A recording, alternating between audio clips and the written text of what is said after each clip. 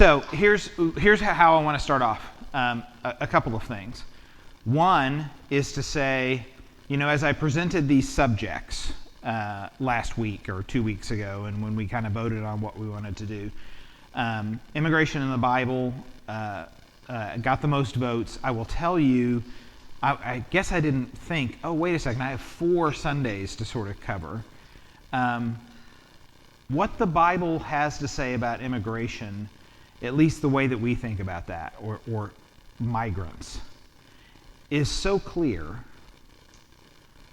4 weeks of that would be pretty boring.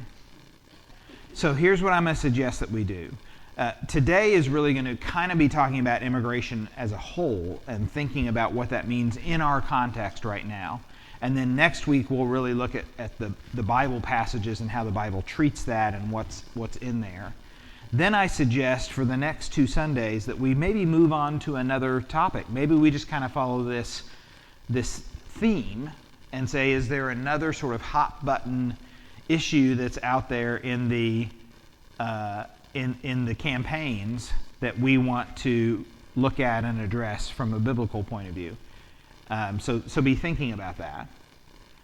Maybe even at the end of class, we might raise up some issues and see if we want to take a couple of Sundays to look at another issue. Deal? Does that sound? Deal. Okay. All right. So, I'd like to start off with a little back and forth here. I'm going to ask you all for some words. Give me some words that describe people who are coming across borders, any borders, either legally or illegally. Do what? Desperate. Oh, desperate. Well, what terms, like what would you call those people? Like, so we know migrant, right? Undocumented.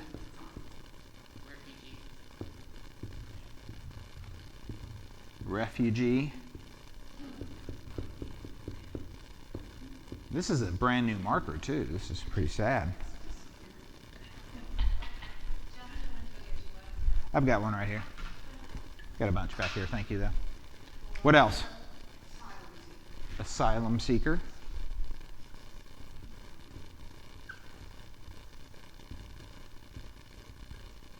We use migrant and immigrant sometimes, right?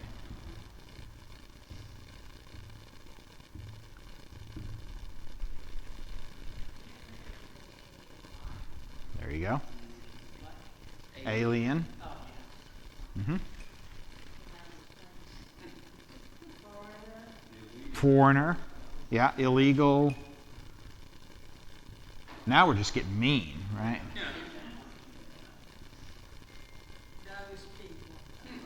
Yeah, right, right. Them or those people. Right? What else? Criminals. Yeah. I kind of feel like, I kind of wanted to push you towards the more pejorative things, and now I kind of feel like I'm wanting to go, all right, now just ease up. Yeah, right, cat eaters, right, yeah. Right, yeah. Stranger, yeah.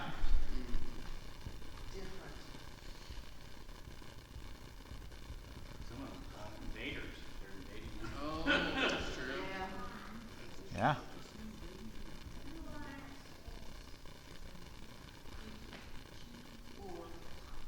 Four. Mm-hmm. Quite a list. Right? And the truth is that if we really sort of unpack any of these words, they're going to have lots of connotations to them that they are not the same things, but we often use these terms interchangeably. So to talk about a migrant versus an immigrant, from a legal perspective, they have, really different, and so if we think about what terms we use in our common vernacular just speaking and what terms are defined legally or through the immigration systems. There are really different terms, and they get used specific ways. Because it's something very different than a migrant and an asylum seeker legally. Could be first real personal and say, immoral. Sure, right, yeah, right.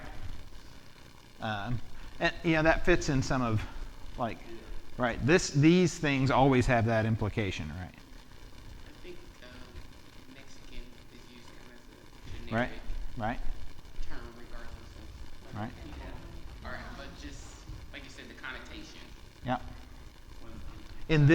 In our context, right. That's good. Right.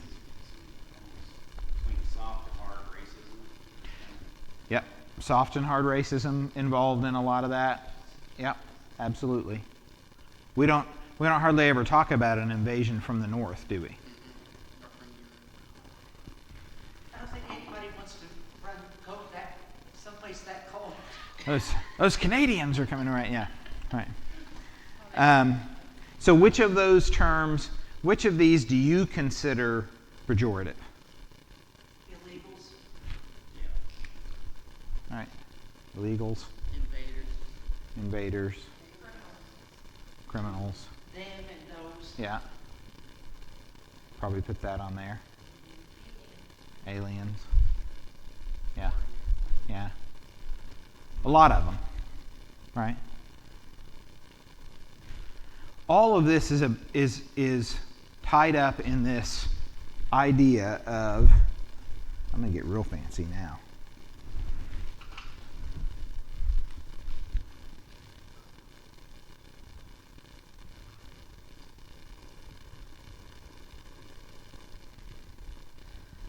Of migration, right? Migration is what is happening. That's the thing that all of these names are engaged in. Migration has lots of levels to it too. If you move from somewhere to Tulsa, you are migrating. Right? If you move from Fayetteville to Tulsa, you're migrating. Migration is that movement of people that happens for lots of different reasons. And the context in which we're in right now, we have to ask, why do people migrate? What are some reasons that people migrate? Jobs, right? Political oppression. Safety.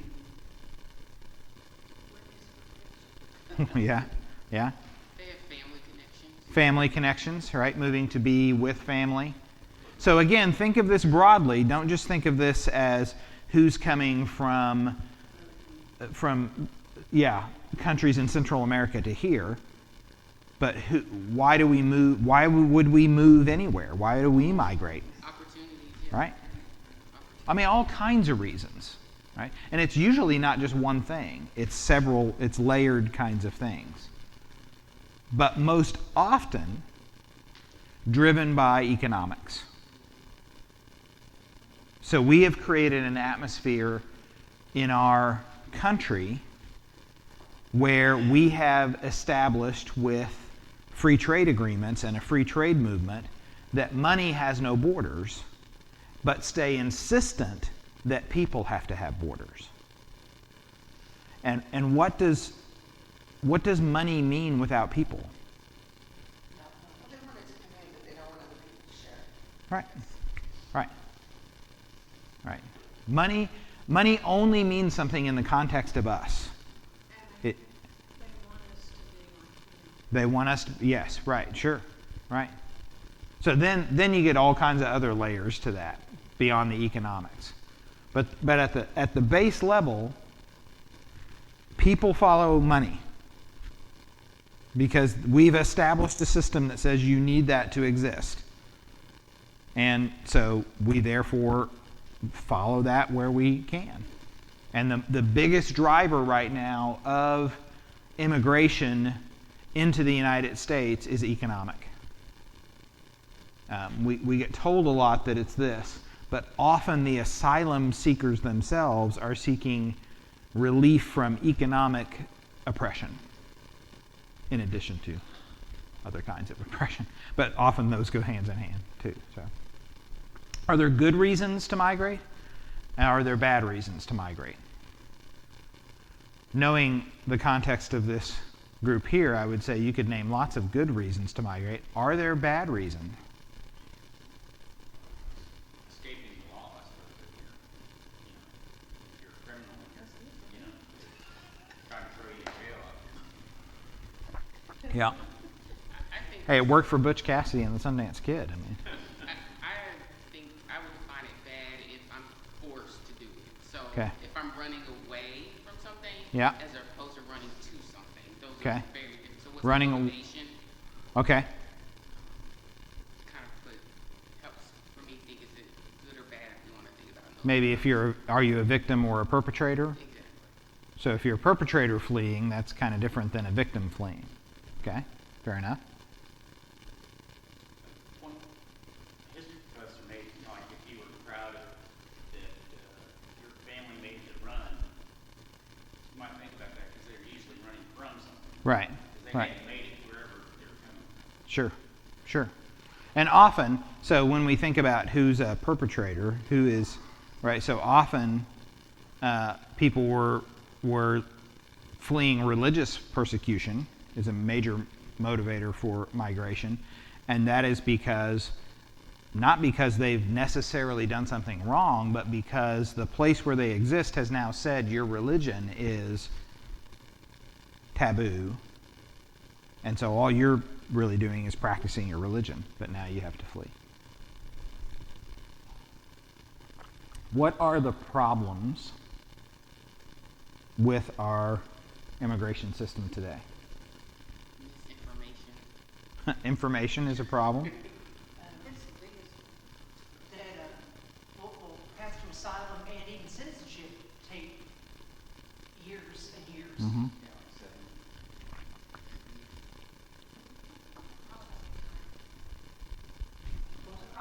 Processing time, yeah. Yeah, that's what you were saying. Yeah, yeah. I think the problem Capacity, how to deal with children. how to deal with children. And I think how they treat them as, they dehumanize them and they put them in situations and compounds and Right. families and they're dehumanizing them. Yeah, They don't care how much they're hurting someone who's already hurting. right.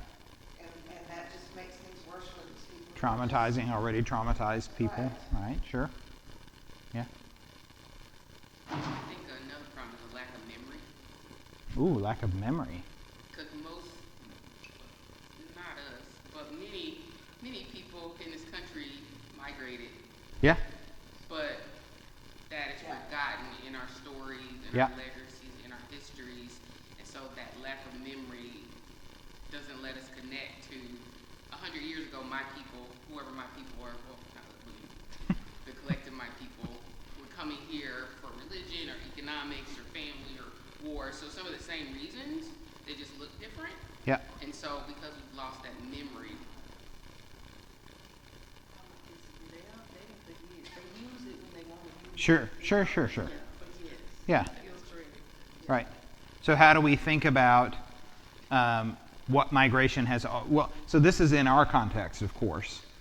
How do we think about what migration has always meant to this country? And yet, at some point, there seems to be this driver of, well, yeah, we did that, but that's not allowed anymore, it's right? different. But you can't do that, right? I think there's also this separation of where people are coming from. That Yeah, dominates sure. So much that that's a problem. Where this is coming from matters a lot. And it always has in our system. Always has. We'll talk about that in a second. But what is so interesting is, or they don't really I don't think they really understand, is some of their relatives have come from like Scotland or Sure. wherever, and they really don't think about it Yeah. themselves. That's that memory problem, right? Yeah. Yeah, I mean, unless you're Native American, everybody's Right. I at some know. point. Yeah. So, according to the Cato Institute, among the problems with our current immigration system, number one, a far too restrictive system overall. Number two, static immigration quotas, okay, which is part of that, number one. Quotas on nationalities. The law micromanages immigrant demographics. Immigrants wait in line for decades. Backlog, insufficient resources. The idea that you can just get in line, which gets said a lot. Think for a moment. I will take you back to the wedding last night. The wedding is over. It's really hot.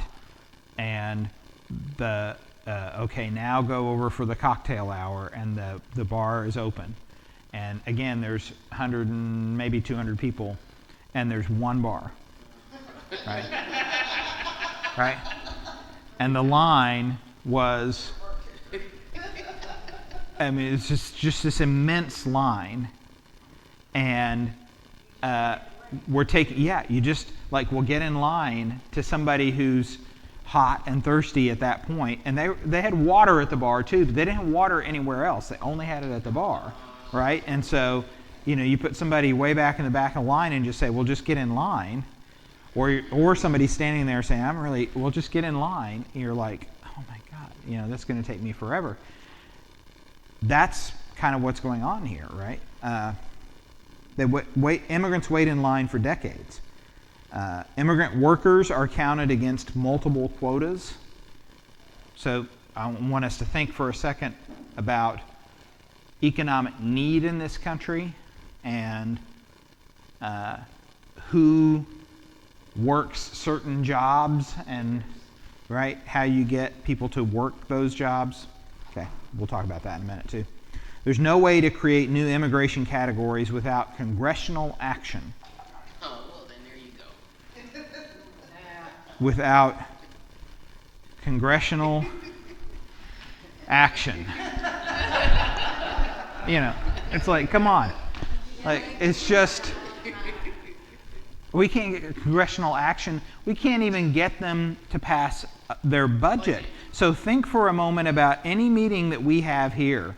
And if it took us 6 years. to pass the budget, that's the first thing on the agenda, right? Okay, so immigrants generally cannot apply for permanent residency on their own. Okay? There has to be some sort of advocate for them. There's some sort of system. Children of temporary workers grow up here. We're talking about the children earlier. Wait in line with their parents for permanent residency and get kicked out of line on their 21st birthday. So I'll take you back again to last night. We had family photos going on. I have step-siblings who didn't really consider themselves, we're not going to be in the family photos. I don't know why they thought that. They've always been in all the family photos, but they thought that. I think mostly they just were ready to go to the bar. And so they're in line, and we're like, okay, family, where are Amy and Ann, where are they? And somebody goes to get them. They are like 4 people away from the bar at that point. When she says, it's family photos, and they're like, but can we just, no, like, we got to crank through these. You got to come right now. And they were like, oh, right? Kicked out of line on their 21st birthday. They become an adult, and now the process is different for them. Okay? Immigrants can live here for decades without receiving permanent residency. And that happens all the time. There are no temporary visas at all for year-round workers without college degrees. And there's no opportunity to appeal visa denials. Right? It's one shot. Now, that's even an oversimplified view of what is an incredibly complex system. And really the only way to successfully navigate that is to have a really good attorney who knows the system, which is money that people don't have. Particularly for families that, you have some of the family Mm-hmm. the Right? gone. Mixed families, right? That's what's disturbing to me is Mhm. that we're going to split those families up. They don't get any priority. You also have what DACA tried to resolve. Children who are brought here to this country, they didn't choose to come here to this country. Why are we punishing them for what their parents did, if you even think what their parents did was wrong in the first place? But let's just set that aside and say that's not their fault. And here they are in the only country they've ever known. They were brought here when they were 2 years old, and they're now 16. And like, you're telling them to go back to Venezuela, and they're like, I don't know. I don't know anybody in Venezuela, right? So, right. Even if you say that they broke the law and they're innocent children, which is debatable, you're going to say, well, a lot of laws have a statute of limitations. This one you're going to give no statute of limitations. Like, Right. going to make it Yeah. criminal for the rest of your life. Yeah. So we have, as has been mentioned, always been a nation of immigrants. It is laughable, lamentable, that the descendants of those who migrated to this land, inflicting genocide on the native inhabitants, would then turn around and declare hostility towards those who also seek to migrate to this land. But then time always changes the narrative, doesn't it? Which is why, one of the reasons why it's really important to control the historical narrative. That's a whole nother class, right? Why do we want to control what our history books say? Why do we want to do? Because it's important that we make sure this is a narrow lane. We've got a troubled relationship with immigration throughout our history, sometimes welcoming it, often, if not always, restricting it along racial lines, either in a hard fashion or a soft fashion, or in response to needs for labor. Usually in response to needs for labor. The percentage of immigrants in this country, depending on how you define that, has changed over time. Okay, so you see back here in 1850, you have a big peak. I wonder what was happening right in here what were we building? How are we transversing the nation? Yeah. Wonder, it's kind of odd, right? This was the time frame in which my ancestors were not considered white. My Irish ancestors were Irish. They were lumped in with other people. We became white later. By the way, we were always like super white. Like, look at that. Okay, so then you have this decline, and we'll talk about that in a little bit, and then you're looking at a rise again, but it's from different places. So you have migration coming from different places. So here are some key and more recent moments in our immigration history from a policy perspective. These have led us to this current environment. So before 1965, U.S. immigration law favored immigrants from Northern and Western Europe and mostly barred immigration from Asia. That was a shift, by the way. That was the railroads have been built, so now there's literally an act called the Chinese Exclusion Act, right? The 1965 Immigration and Nationality Act opened up immigration from Asia and Latin America. Now I want you to think for a second about what is happening in 1965.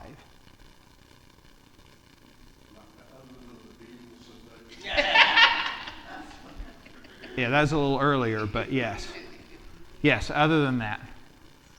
1965, what's happening in Asia? The Vietnam War. Right.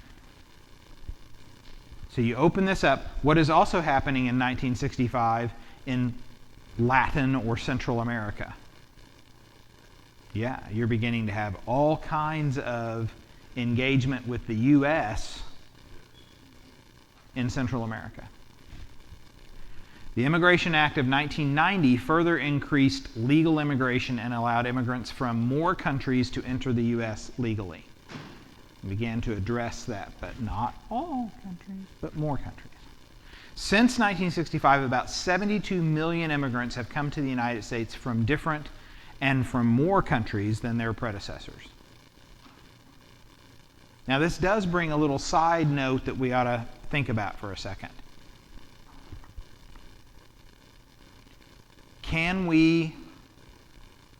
Is there a limit to migration? Can we accept whoever wants to come? Do we have to have any rules for migration? Should we have completely open borders, or do we need to have some structure to it?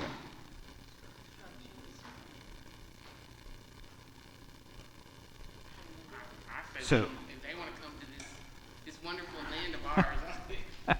So I say this as to be devil's advocate, which is to say that while we ought to and need to critically address the immigration system, we can also allow that immigration by necessity is a complicated matter.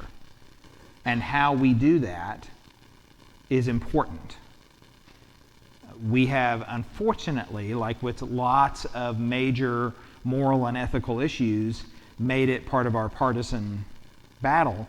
And what you see is people much more interested in using that as a wedge issue than actually resolving any of the problems. But friends, we have a word for that. It's Congress. Right? I mean, that's what our political system, politics at its root, it comes from this word that means living together. How do we figure out how to live together? Okay? We don't do that with our politics. We've turned politics into zero sum. How do we win? Which is not what politics is supposed to be. So, this is just recent history. Now, we should note the dates on here, right? So you've got 1990 is about the last time we had really any major immigration legislation.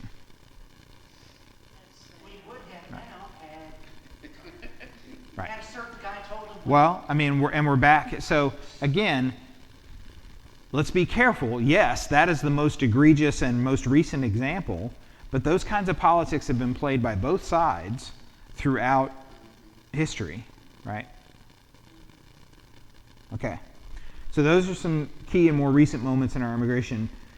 So these have led us to our current environment, or helped lead us to that, where immigration is consistently and often undeservedly held up as an issue, typically with wildly inaccurate data and or xenophobic rhetoric that fuels campaigns really efficiently, by the way. Why? Well, because we like having someone to blame for problems, right? And immigrants make a convenient and, frankly, defenseless target. And also because mixed up in migration patterns are all kinds of awful stuff that we do need to deal with, like exploitation and human trafficking and the scourge of the drug trade that's all wrapped up in that does need to be dealt with, that just an open border wouldn't resolve. Like, we have to have some sort of policing of that. How you do that with the kinds of numbers that are being seen without. So I ask you again, I will ask you to think about this. When you go to see a concert, let's just say, or a sporting event at the BOK, that it's going into that venue and finding your seat is not the most humanizing experience you can have. Everybody feels like cattle, right? How else do you do that? It's a big challenge. It's not a challenge if you have 100 people a day coming in to really take care with each individual person and try to treat them humanely and try to deal with their. It's a very, very big problem if 100,000 people every day are coming in, and it's way more. I mean, the numbers are huge. And so how you do that without feeling like people are being processed is a real challenge. Can we do better? Yes, absolutely, we can do better and need to.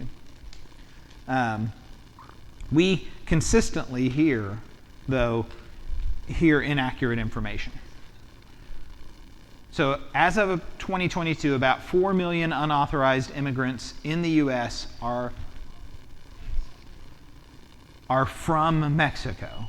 Not are what people who look like me might say are Mexican, but are actually from Mexico. This is the largest number of any origin country, representing more than 1/3 of all unauthorized immigrants.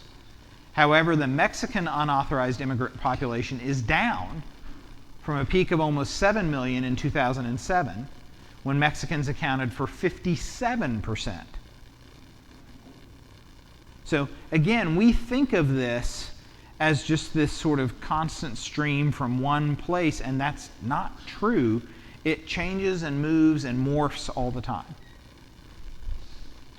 We often think of it that way because a major route is coming through our southern border.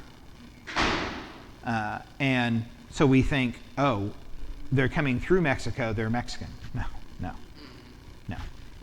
The drop in the number of unauthorized immigrants from Mexico has been partly offset by growth from other parts of the world, especially Asia, and especially recently, parts of Latin and South America. Typically from that economic pressure that we saw. Right?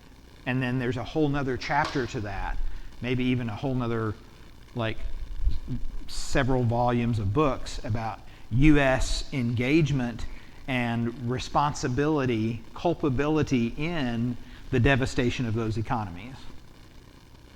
Okay. Virtually all unauthorized immigrants living in the U.S. entered the country without legal permission or arrived on a non-permanent visa and stayed after it expired. That last part of that sentence is really important.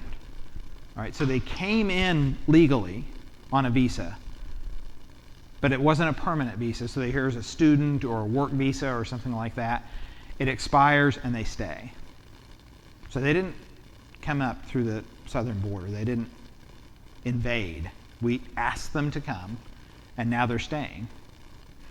Likely they're staying for some of the same reasons we just talked about, like the economics of it. They've got a relationship. They've got, who knows, right? It usually gets very complicated. The unspoken truth is that we currently face the results of decades of a broken immigration system. And there's no way to put the pieces back together or to magically create wholeness from lots of those failed policies or enforcement, most of which has been done by partisan executive orders at the presidential level, not through bipartisan, real political work in Congress, which is, I cannot overemphasize how big a problem I think that is. The data is 10 million kids live with a family member, parent or otherwise, who is undocumented. Many exist in immigration limbo, somewhere between permanent legal status and illegal status. So that's where you might put a person like that. Are they illegal? Well, technically, yeah, they're illegal, but there wasn't, they didn't sneak across the border. There are, I don't know if you know this, there are 16 separate offices and 7 separate federal agencies that are involved in the immigration process. And not only do they not work well together, but any of you who have worked with federal agencies know how well one of them works, much less how well, 16 plus 7, however many that is, right? To say red tape is very insufficient. There is no real line, as we've talked about, because of the complexities involved, and the waiting list that does exist is often decades long. So if you're asking someone who is in a situation that is not economically viable. They literally cannot survive where they are because of the economics. To just get in line and wait when the line is 10 years long, it is like asking my 85-year-old father, who is now dehydrated thanks to the super long sermon, right, to just get in line, to get your water, and the end of the line is right. One of the main reasons for migration, of course, is necessity. Often people are escaping economic hardship, political persecution, religious persecution, any number of reasons they cannot safely stay where they are. And we should all be very clear that no one leaves their home or takes on a perilous and difficult journey to the U.S., for instance, without very good reason, without feeling like they have no other options. There's a fantastic article in the Atlantic maybe a month and a half ago on the Darien Gap. Does anyone know what the Darien Gap is? So the Darien Gap is a little spot in between South America and Central America, right before Panama, just on the southern tip of Panama. There's no roads through the Darien Gap. You can take a boat and get around it if you have the money. But it is a major traffic area for human trafficking and drug trade. Has lots of, just sort of predatory groups that reside in there. And there's predatory groups that say, if you pay us, we'll lead you across the Darien Gap. And then, 10 miles into the journey, where did our guide go? Right. It's a perilous, through very thick jungle, lots of dangers. Who is going to... People are taking their 5-year-old children through that. And who's going to do that if they feel like they have any other option? Yeah. And of course, we suspect that a changing climate will have a very big impact on migration. The evidence is not there yet for that, but that's going to happen. Some places become uninhabitable. People will have to move to places that are inhabitable, with access to clean water, food, etc. But the question that is still up in the air is, where are those places? In a USA Today article, Jesse Keenan, an economist and associate professor of sustainable real estate at Tulane University, who studies urban and infrastructure planning, presented a list of the safest cities in regards to climate change in the U.S. First of all, let's look at climate change here. So here are some possible danger areas, right? So the areas exposed to hurricanes or typhoons, all in red. The light yellow are potential desertification and drought areas, Arctic areas with permafrost melting. There are deltas where you get flooding. And then there are small islands, some of which may disappear completely, right? Especially out here and in there. And some of these places are exposed to more than one of those dangers. Okay. The list of safest cities, 12 climate resilient cities. Look at number 3 on his list. Number 3 on his list, Asheville, North Carolina, which is now in ruins from the remnants of Hurricane Helene, absolutely overloading the rivers and the tributaries around it with a deluge of, dare I say, biblical proportions. So can we even guess where the safe spaces are? Maybe. Yeah. Look at a lot of those places have some things in common, right? Really cold weather. Yeah. This might surprise you. Because Orlando is so far north and inland, it actually avoids most of the major hurricane I mean, they get some residual damage, but they don't hardly ever get direct hits. Duluth, Minnesota gets lifted up all the time. There are several of these here, that are by the Great Lakes. So you get water. Right.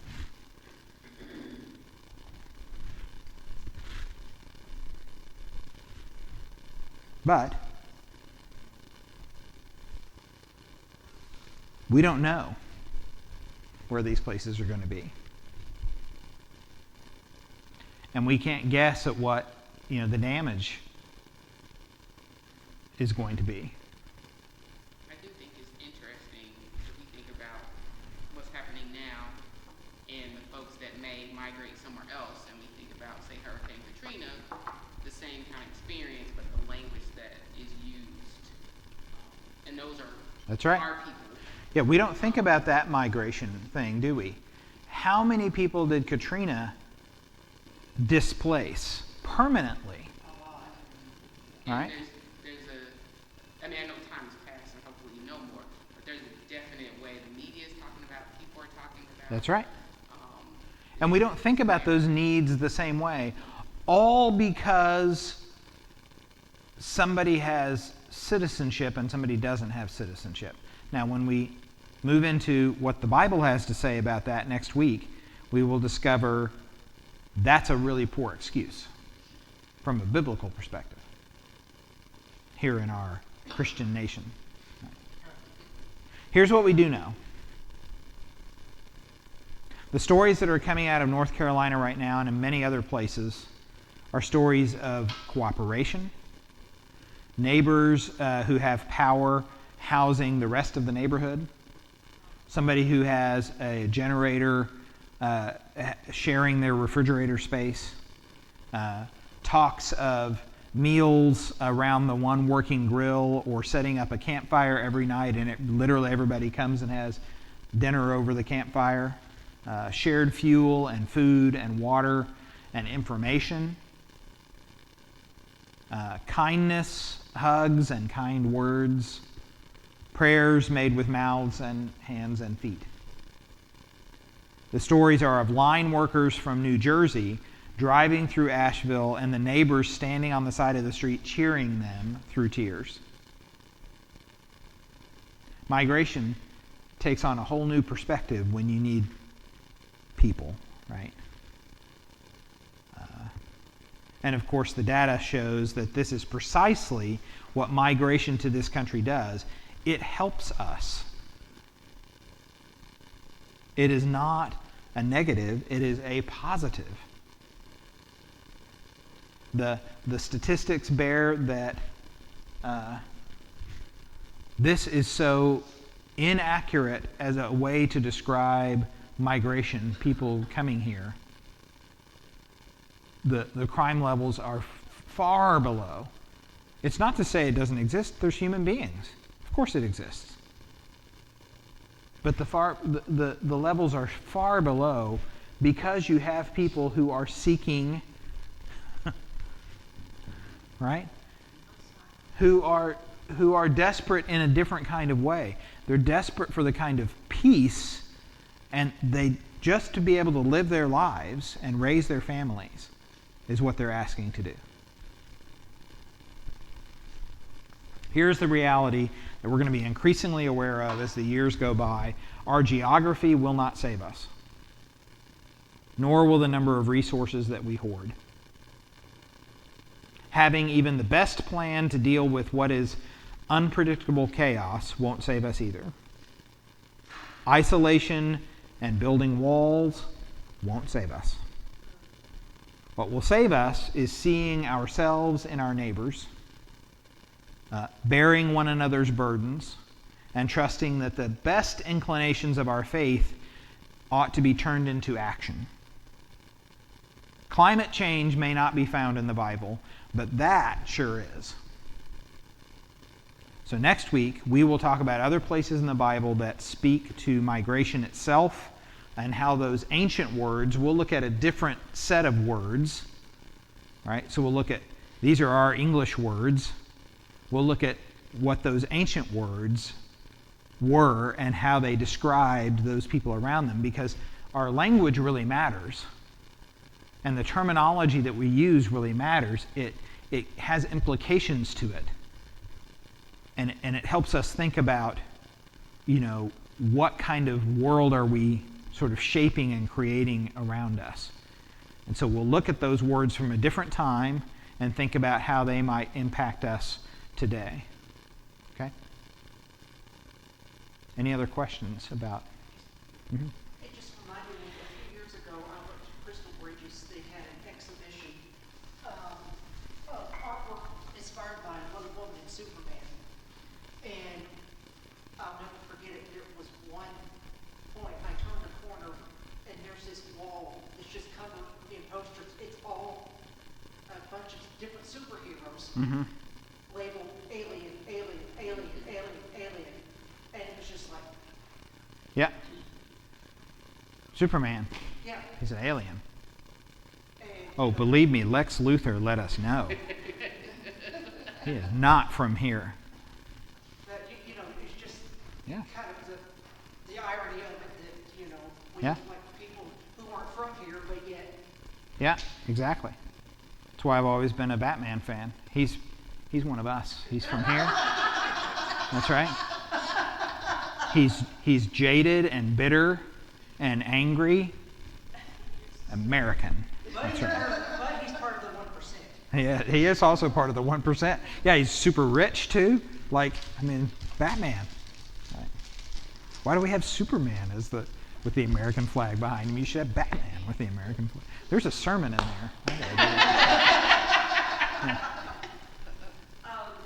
Just to speak to the elder people, Mm. of course, this is Appalachia, and there are lots of mules, and there were guys Yeah. running Mule trains up into the. carrying supplies Yeah, back when yeah. the roads were out. Yeah. Yeah, I heard a report on NPR of a woman who was going to visit. She had some neighbors up the hill, and so she knew they needed supplies, and so she would go up, and she had a ATV thing like that, and they asked, well, like, are you taking this? She goes, oh no, I'm a terrible driver. I hate all that. So we just pack it up and haul it up the hill, right? And that's what they were doing, and it has been both a story, of course, you can measure this also out with people who didn't respond that way. There are looting stories, there are stories of, they're sitting around the campfire sharing their dinner, but they can hear gunshots in the distance, right? There's stories of that happening too. So let's not romanticize this, but also to say we are sort of constantly faced with this decision, which the Bible presents to us as be in the world but not of it. Right? So what path are you going to choose? How are you going to choose to be in the world, even when it costs you something to do that? Like perhaps especially when it costs you something to do that, when it's more difficult. When do you want our ideas for the next topic? Right now. What are our ideas for the next topic? Reproductive justice, Reproductive justice, abortion. or criminal justice. I figured that would be high on the list. So Can we call it bodily autonomy? yeah, sure. Yeah, Bodily. bodily autonomy. Yeah. Because the what does the Bible say about abortion class is really short. Nothing. That's not true. There's a couple things in there, but Can we address Bibles in schools? is that a thing? Bibles in schools? It is very interesting. I do want us to think about again, as we think about how do we make choices and how things are presented to us, and what constitutes being faithful. How is that defined? How is being faithful being defined? Is being, because I don't want us in the midst of this to let one group have authority over the Bible or have authority over religion or say that they speak for when they do not. and for us to make our own claim about this, which is to say, I can say, I think what you are doing in placing Bibles in schools is ridiculous, is wrong, is even blasphemous, and not have to reject the Bible in doing that. And say, it is because, well, for one, the Bible tells me that, and for two, we have as much tradition here to cling to as well. I want you all to know, whether you are aware of this or not, you have now joined a denomination that was at the table in very powerful ways at the founding of this country, that laid down some ideals that we all think are pretty good ideals, despite the fact that we have not lived up to them in this country, that are a good target for us to reach for. And they did that based on some of their own values, some of their own faith drive, that they also insisted was not going to be something they foisted upon other people, but in fact explicitly wrote, this is to be a land where your religious practice is part of your freedom.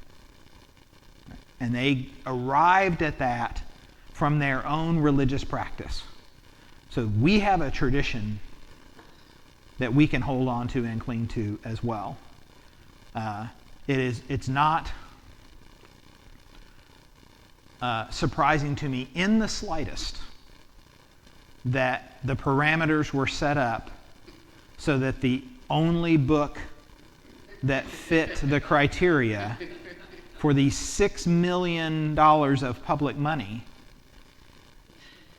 is a Bible that is printed, like as if classrooms don't have availability right now to the Constitution and the Bill of Rights. They're in the textbooks everywhere. We don't need another book with those in there. But this begins with our original problem of, if you're going to put the Bible into the classroom, which you shouldn't in the first place, but let's just set that aside and say, if you are, which one are you putting in? This is an unquestioned thing for so many people who just accept, oh, well, we're just going to put the Bible. And when you go, which one? They go, what do you mean? I'm like, when you go to Mardell's and you look around, I mean, you can make your faces, but even there, you're like, you noticed it says New International Version, the King James Version. What does that mean to you? Like, we just skip that word altogether and just assume this is, oh, it's just the same. We are, all of us, dealing with translations. All of us making these assertions on translations. And my friends, if we would just take the slightest bit of humility to recognize that we are doing that, I think it would be a game changer.